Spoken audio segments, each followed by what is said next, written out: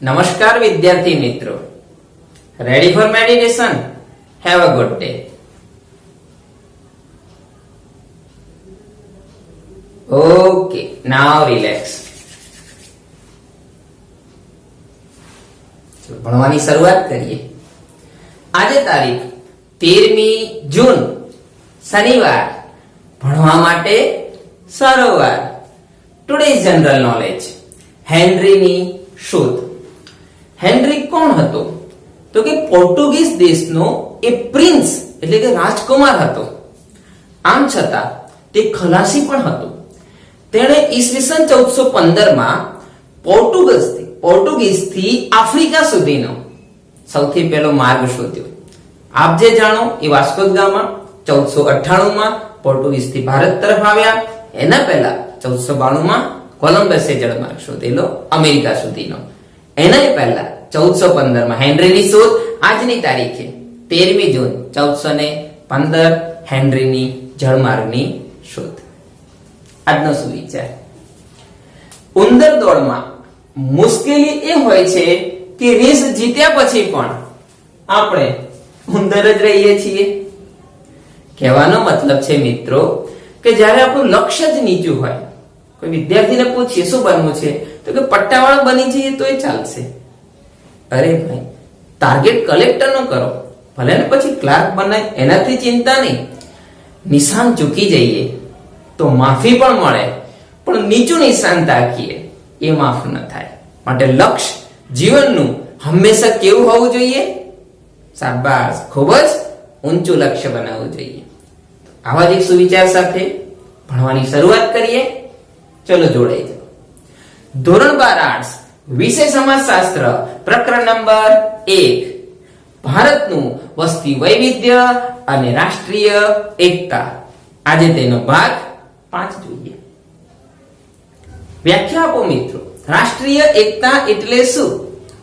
વિનોબા ભાવેના મતે તો કે રાષ્ટ્રીય એકતા એટલે ભાવાત્મક એકતા, ભાઈચારો અને રાષ્ટ્રપ્રેમની દ્રઢ ભાવનાઓ છે, જે એક દેશના બધા નિવાસીઓને પોતાની વ્યક્તિગત, પ્રાદેશિક, ધાર્મિક અને ભાષાકીય વિભિન્નતાઓ ભૂલવામાં સહાય કરે છે. વ્યાખ્યા પૂછાય. બીજો પ્રશ્ન. ભારતના સામે કયા કયા પડકારો જોવા મળે? યસ, કહી શકો. નક્સલવાદ, કોમવાદ, ભાષાવાદ, પ્રદેશવાદ, આતંકવાદ વગેરે. સરસ. પ્રશ્ન 2 ગુણમાં. ભૌગોલિક પરિબળો કઈ રીતે રાષ્ટ્રીય એકતા સર્જે છે? તો કે જ્યારે કુદરતી આપત્તિઓ આવે, કઈ અતિવૃષ્ટિ, અનાવૃષ્ટિ, પૂર, દુષ્કાળ, ભૂકંપ, જ્વાળામુખી વગેરે, આ સમયે ભારતના નાગરિકો જ્ઞાતિ, જાતિ, કોમ, ધર્મ, લિંગ, ભાષા, પ્રદેશ આ બધા જ ભેદભાવ ભૂલી જઈને એકબીજાને સહાય કરે છે, મદદ કરે છે, જેનાથી રાષ્ટ્રીય એકતા જન્મે છે. જોયું ને મિત્રો? આજ પ્રશ્ન 3 ગુણમાં પૂછાય તો આખો મુદ્દો લખી નાખજો, જેમાં ભારતની વસ્તી, ભૌગોલિક બાબતો, પર્વતો, નદીઓ, જે ગઈકાલે આપ સમજ્યા તમામ. બીજો પ્રશ્ન. રાષ્ટ્રીય એકતા સર્જનારું પાયાનું પરિબળ કયું? કે ભારતનું બંધારણ. વ્યાખ્યા આપો. બંધારણ કોને કહેવાય?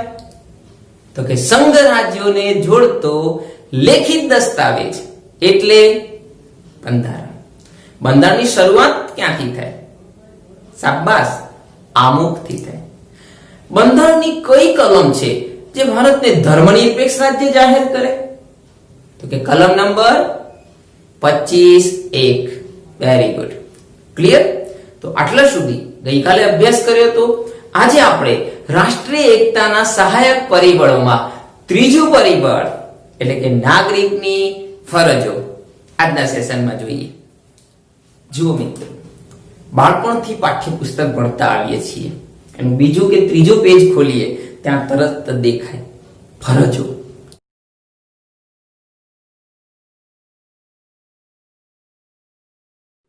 બસ એ જ મુદ્દો અહીંયા લખવાનો છે. ભારતીય બંધારણની અંદર કલમ નંબર 51 ક અથવા એ પણ કહી શકાય છે 51A, તેમાં ભારતીય નાગરિકની ફરજો દર્શાવેલી છે. જો આ રહી એ જ ફરજો અહીંયા આપ દર્શાવી શકો. કેટલાક મુદ્દા જે આપણે પુસ્તકમાં આપેલા છે એની વાત કરીએ તો ભારતના નાગરિકની કઈ કઈ ફરજો છે? તો કે રાષ્ટ્ર પ્રત્યે વફાદાર રહેવું, રાષ્ટ્રધ્વજનું સન્માન કરવું, રાષ્ટ્રગીતનો આદર કરવો, સ્ત્રીઓનું સન્માન જાળવવું, રાષ્ટ્રની એકતા અને અખંડિતતા જાળવવી, ક જેવી રાશિના ભેદભાવોથી દૂર રહેવું. આ ક રાશિ એટલે કઈ? શાબાશ! સામાજિક, સાંસ્કૃતિક, શૈક્ષણિક, આર્થિક, ઔદ્યોગિક, રાજનૈતિક, ગ્રામીણ, શહેરી વગેરે આ તમામ ના ભેદભાવોથી દૂર રહેવું. તો આ નાગરિકની ફરજો કહેવાય છે. આ ફરજોના પરિણામે રાષ્ટ્રીય એકતા જોવા મળે છે. લખાવી શકો મિત્રો? સરસ, લખાવો જોઈએ. ભારતના નાગરિકની ફરજો બંધારણની કઈ કલમમાં જોવા મળી? તો કે 51A અથવા 51K પણ કહી શકાય. ફરજો કઈ? Very good.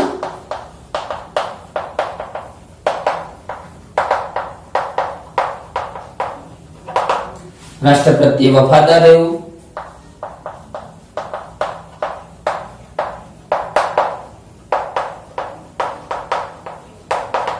રાષ્ટ્રધ્વજનો આદર કરવો,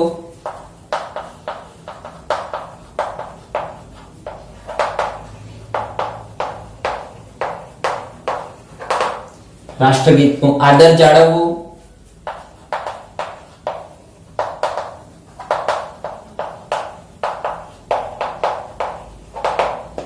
સ્ત્રીઓનું સન્માન કરવું,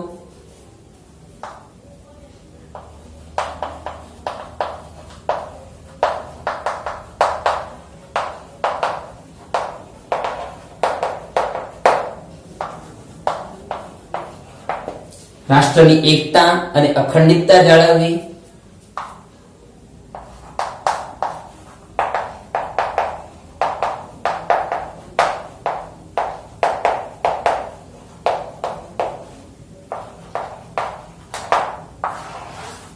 ક રાશિના ભેદભાવોથી દૂર રહેવું. ક રાશિ લખાઈ શકો? Very good. સામાજિક, સાંસ્કૃતિક, શૈક્ષણિક, આર્થિક, ઔદ્યોગિક, ઐતિહાસિક, રાજનૈતિક, ગ્રામીણ, શહેરી વગેરે વગેરે વગેરે. આવડે મિત્રો? આ પ્રશ્ન 3 ગુણમાં પૂછાય અને પૂછાય. જે પ્રથમ પ્રકરણની અંદર 3 માર્ક્સનો પ્રશ્ન આવે છે, મોટા ભાગનો આ પ્રશ્ન પૂછાયો છે કે નાગરિકની ફરજો રાષ્ટ્રીય એકતા સર્જવામાં કઈ રીતે સહાયક કરે છે.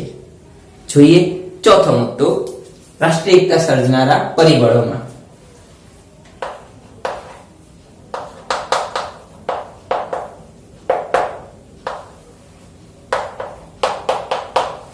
મુદ્દો છે કાયદાઓ.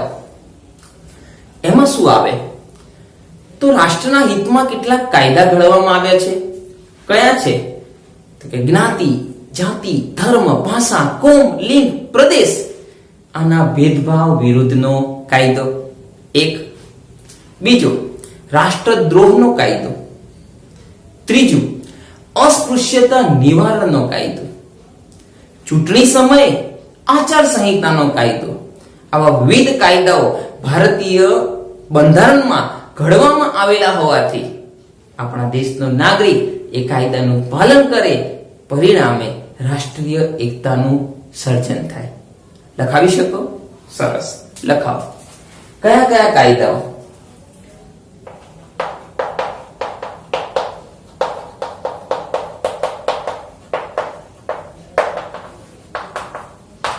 જ્ઞાતિ, જાતિ, કોમ, ધર્મ, લિંગ, ભાષા, પ્રદેશ આ બધાના ભેદભાવોથી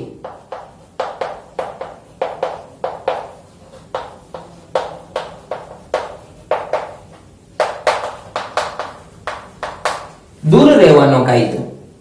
બીજું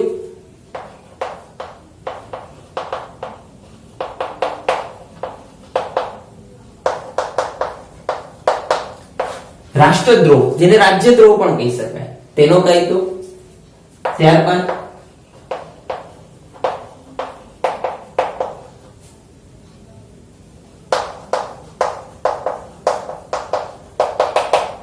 અસ્પૃશ્યતા નિવારણ કાનૂન એનો કાયદો, ત્યારબાદ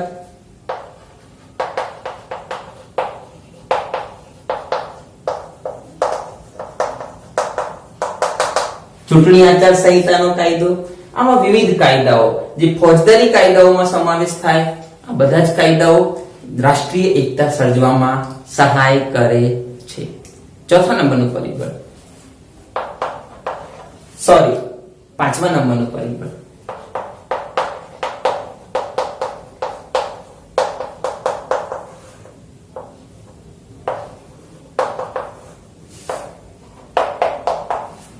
લોકશાહી પ્રણાલી. ભારત દેશ કેવો? તો કે લોકશાહી. લોકશાહી એટલે શું? તો કે લોકો દ્વારા, લોકો વડે, લોકો માટે ચાલતું શાસન એટલે લોકશાહી. એવું કઈ અહીંયા નથી દર્શાવવાનું, આ તો સમજૂતી આપી રહ્યો છું. લોકશાહી દેશમાં કઈ કઈ બાબતો જોવા મળે? તો ભારતની અંદર સંસદ, વિધાનસભા, નગરપાલિકા, પંચાયત આવી તમામ વ્યવસ્થાઓ જોવા મળે છે.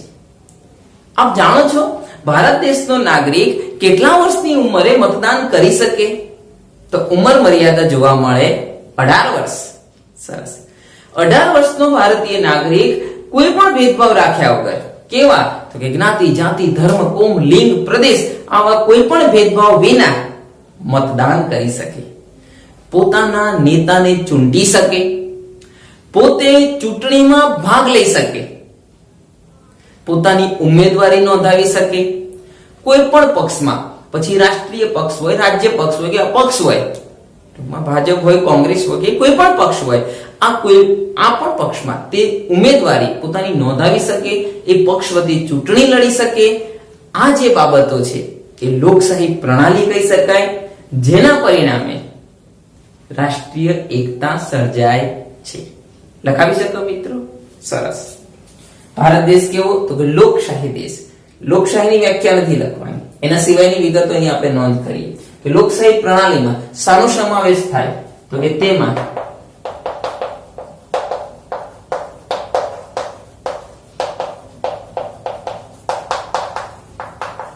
સંસદ, વિધાનસભા, ગ્રામ પંચાયત, નગરપાલિકા વગેરેનો સમાવેશ થાય. કેટલા વર્ષે મતદાન થાય? સરસ. 18 વર્ષે મતદાન કરી શકે. કઈ બાબતો ધ્યાન રાખે?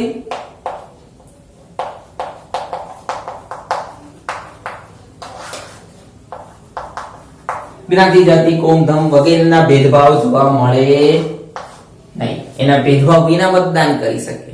સરસ.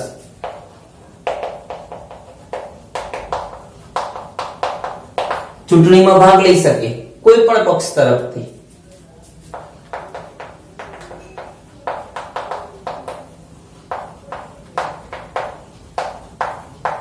રાષ્ટ્રીય હોય, રાજ્ય પક્ષ હોય કે પછી અપક્ષ હોય, જેના પરિણામે તેને ભારત પ્રત્યે લગાવ જાગે લોકશાહી બાબતોમાં, અને એના કારણે રાષ્ટ્રીય એકતાનું સર્જન થાય. જોઈએ 6થા નંબરનું પરિબળ, થોડુંક પુનરાવર્તન કરાવીને. પુનરાવર્તન. ધોરણ 12 આર્ટ્સ, વિષય સમાજશાસ્ત્ર, પ્રકરણ નંબર 1. નામ છે ભારતનું વસ્તી વૈવિધ્ય અને રાષ્ટ્રીય એકતા. એનો આજે ભણ્યા ભાગ 5. એમાં ભણી રહ્યા છીએ રાષ્ટ્રીય એકતા સર્જનારા સહાયક પરિબળો. એમાં આજે ભણે 3જું, 4થું અને 5મું પરિબળ, 6થું પરિબળ હવે ભણી રહ્યા છીએ. 3જું પરિબળ, નાગરિકની ફરજો. બંધારણની કઈ કલમમાં? તો કે 51A અથવા એને કહેવાય 51K. ચોપડામાં નહીં હોય એ વસ્તુ લખી કાઢજો, ઠીક છે? શું છે 51K? તો કે રાષ્ટ્ર પ્રત્યે વફાદાર રહેવું, રાષ્ટ્રધ્વજનો આદર કરવો, રાષ્ટ્રગાન ગીતનું આદર જાળવવું, તો રાષ્ટ્રગાનનું આદર કરવું એવું પણ આપ લખી શકો. સ્ત્રીઓનું સન્માન જાળવવું, રાષ્ટ્રની એકતા અને અખંડિતતા તેને જાળવવી.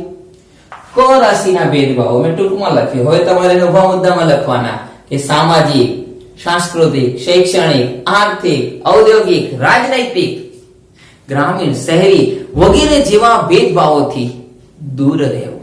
આ છે નાગરિકની ફરજો. ચોથા નંબરનો મુદ્દો કાયદાઓ. કયા કયા કાયદા ઘડાયા? જ્ઞાતિ, જાતિ, કોમ, ધર્મ, લિંગ, ભાષા, પ્રદેશ આ બધાના જ ભેદભાવોથી, આ તમામના ભેદભાવોથી દૂર રહેવાનો કાયદો, દૂર રહેવો જોઈએ. ત્યારબાદ તો કે રાષ્ટ્રદ્રોહનો કાયદો, તેને રાજ્યદ્રોહ પણ કહી શકાય. અસ્પૃશ્યતા નિવારણ કાનૂન વર્ષ શાબાશ 1955 આવતો હતો ને 11માં. ત્યારબાદ ચૂંટણી આચાર સંહિતાનો કાયદો જેવા ફોજદારી કાયદાઓ દ્વારા લોકોને ભારતના કાયદાઓમાં શ્રદ્ધા અને વિશ્વાસ બેસે, પરિણામે રાષ્ટ્રીય એકતાનું સર્જન થાય.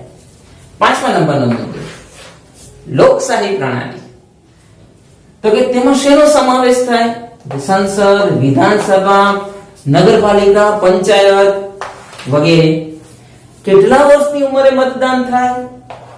શાબાશ 18 વર્ષની ઉંમરે મતદાન કરવામાં આવે છે. ગુપ્ત મતદાન હોય છે. આપ પણ વર્ષ 2 વર્ષ પછી મતદાનમાં ભાગ લઈ શકશો. ચૂંટણીમાં ભાગ લેવો, રાષ્ટ્રીય કે રાજ્ય પક્ષ કે પછી અપક્ષ હોય તેમાં જોડાઈ શકે છે, ચૂંટણી લડી પણ શકે છે અને નેતા બની પણ શકે છે.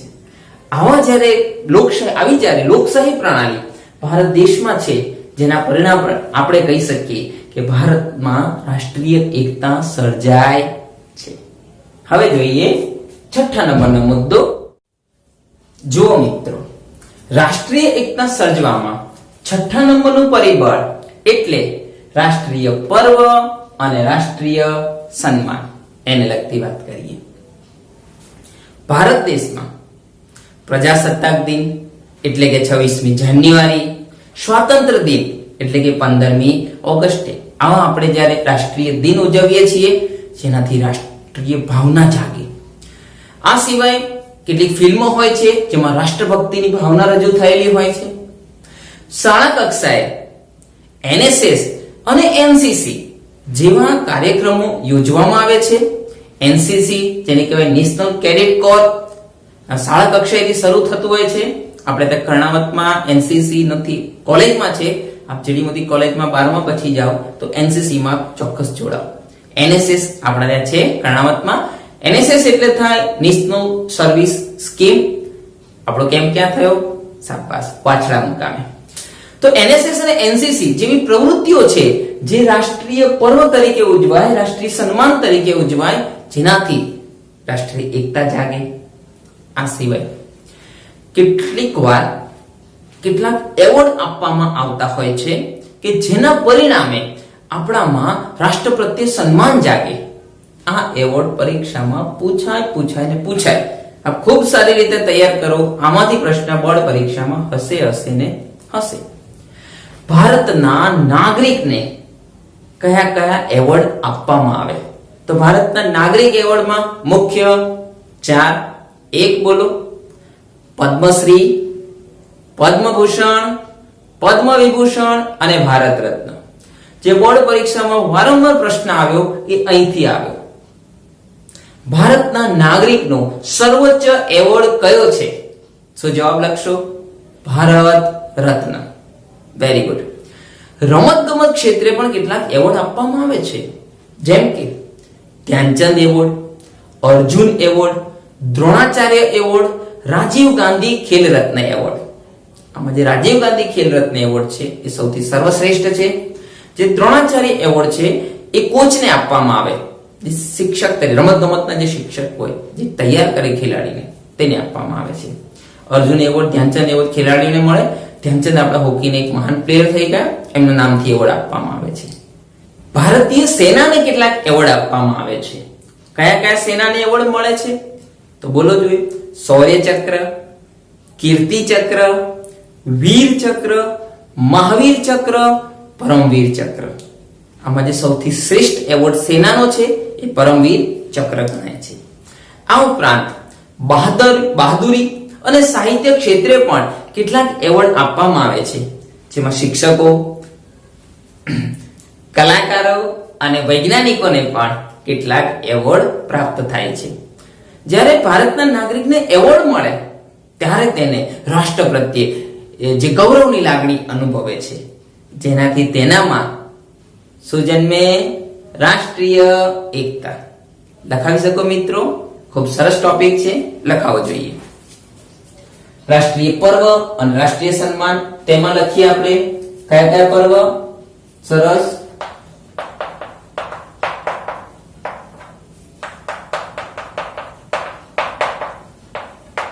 સ્વાતંત્ર્ય દિન, ગણતંત્ર દિન. સ્વાતંત્ર્ય દિન એટલે 15મી ઓગસ્ટ અને ગણતંત્ર દિન એટલે 26મી જાન્યુઆરી. આવા આપણા રાષ્ટ્રીય પર્વ ઉજવવામાં આવે છે. આ સિવાય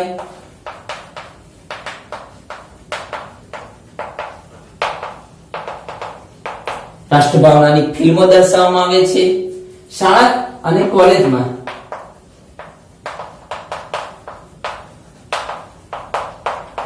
શું હોય છે? સરસ.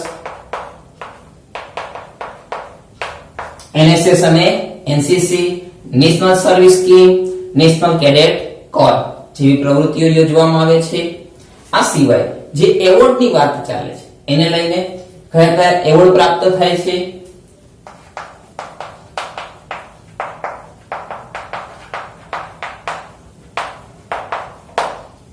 ભારતના નાગરિક એવોર્ડમાં જે મુખ્ય એવોર્ડ આવે છે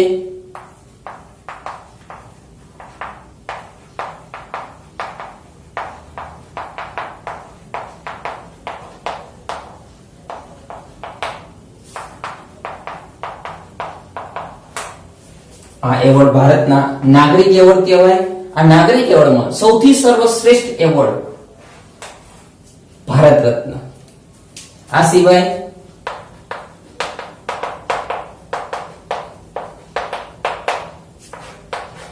રમત ગમત ક્ષેત્રે કયા કયા એવોર્ડ? યસ, લખાવો જોઈએ. ધ્યાનચંદ. આપ મુદ્દા ઉભા લખજો, હું આડા લખી રહ્યો છું.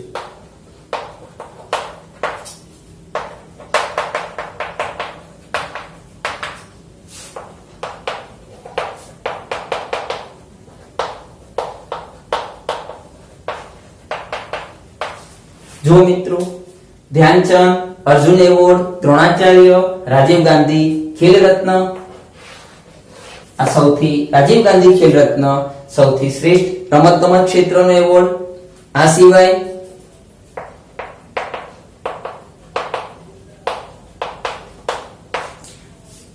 ભારતીય સેનાને જે એવોર્ડ પ્રાપ્ત થાય છે એ કયા કયા છે? સરસ.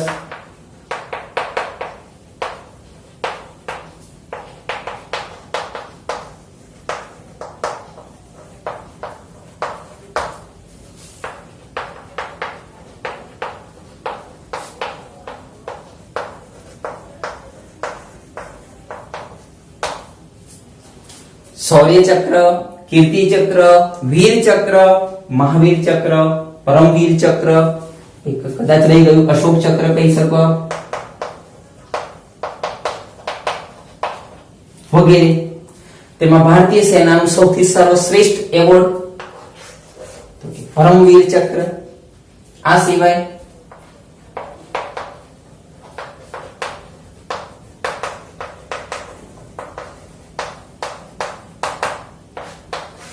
બહાદુરી અને સાહિત્ય ક્ષેત્રના એવોર્ડ કોને કોને મળે? સરસ.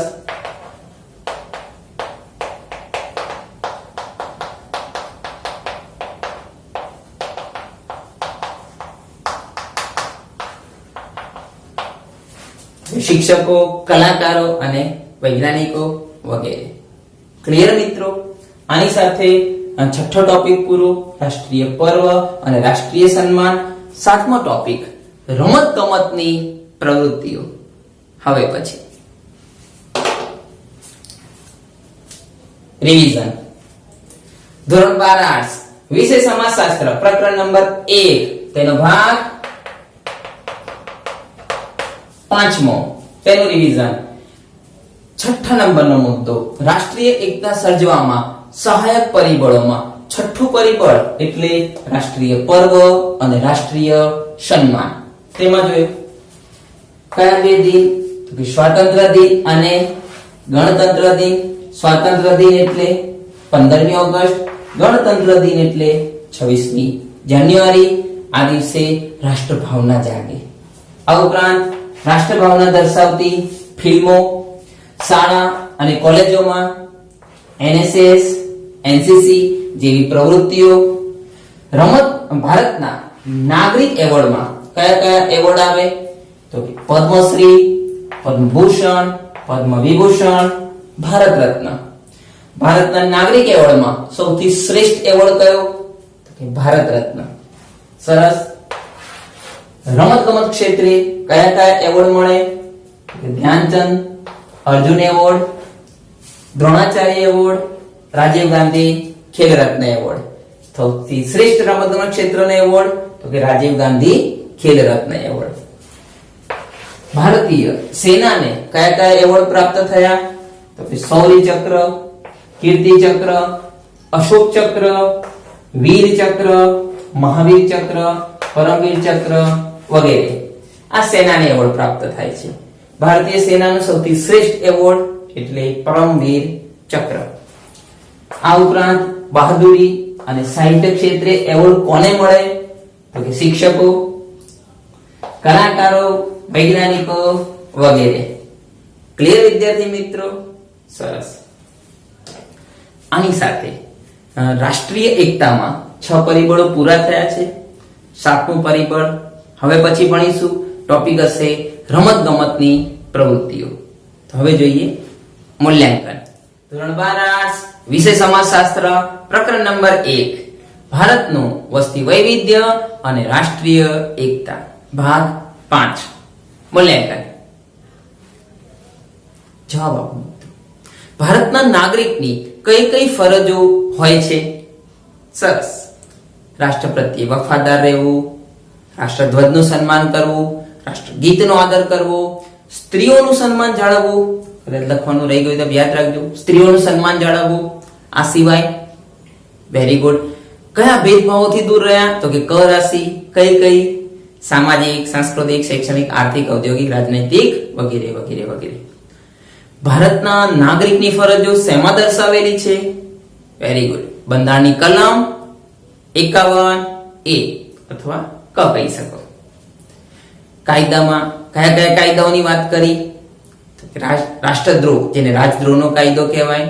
આ સિવાય યસ ચૂંટણી આચાર સંહિતાનો કાયદો, જ્ઞાતિ જાતિ કોમ વગેરેના ભેદભાવોથી મુક્તિનો કાયદો જેવા વિવિધ ફોજદારી કાયદાઓ.